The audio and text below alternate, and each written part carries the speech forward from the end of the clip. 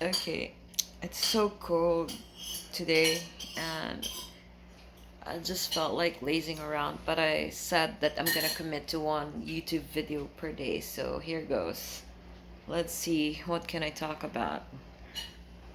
I feel too lazy right now. I just want to sleep and laze around and be comfortable and have no makeup on, wear baggy, comfortable clothes with my doggo. Okay, what can I talk about? How about you can't do the wrong things to the right man and to the and yeah, so no matter what you do, you can't mess your manifestation. You can't mess what's meant to be. You can't do the wrong thing with the right man. If it's the right man for you, even if you do batshit crazy things at some point, if it's meant to come back, it's gonna come back, it's gonna be able to forgive and forget all the batshit craziness that you did because, you know, um, the heart wants what it wants. If a man's heart really wants you, um, yeah, there's nothing, you can't do the wrong things to him. And if it's the wrong man, you can do everything right. You can follow all the rules. You know, you can be ladylike all the time. You can give him the world. And if his heart does not beat for you, does not flutter for you, you know, none of those things will make him wanna stay with you.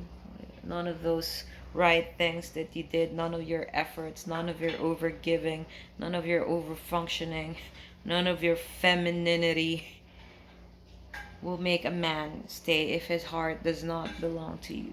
You know, I really believe, there's like someone for everyone. I don't know if there's someone for everyone, but I think for a lot of people, there's just like, 'cause I hear a lot of stories of, uh, men saying the first time they met their now wives, their heart spoke to them that this is the one, something like that. And so yeah, and I've heard countless stories of, you know, girls doing batshit crazy to a man, but because they're meant to be, because she's who the man's heart beats for, um, they still got back together, you know. But of course, when you do batshit crazy things, it might slow down your reunion. So try not to do batshit crazy things, but yeah, not to who said it? I think it was Bruce Lee. The best technique is to have no technique. So a lot of like uh dating tips, dating advice, dating coaches, they follow certain rules, certain whatever, certain psychology. Um, but then what I learned through the years is that there are things that are just not within our control. Like the perfect timing. When are we gonna meet that right person? And the perfect timing for people to be strong enough to choose to be together. Because a lot of people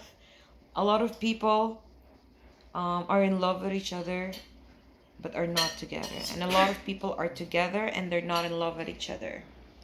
It all depends on your level of self-awareness and your what you want for yourself, your how much integrity you have with yourself. Would you really want to be with someone that your your heart does not beat for them, when your heart beats for someone else?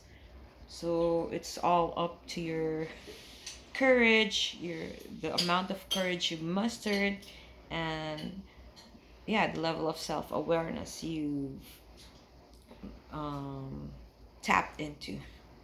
I'm gonna keep it short. I'm too lazy. I want to watch The Witcher season 2. I've been postponing watching it.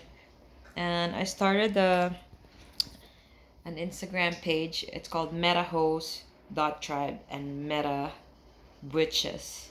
So MetaHost.tribe is like my dark side, dark humor about dating, love, relationship, and then Meta Witches is like my more enlightened side. Mhm.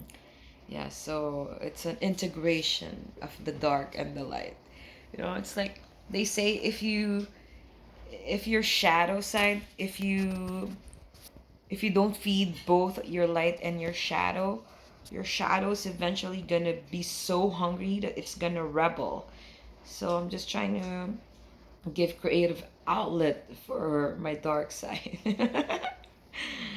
you know, so that it doesn't rebel against me. So I realized that there's so much creativity that lies within your dark side. I feel like my dark side's more creative than my light side sometimes.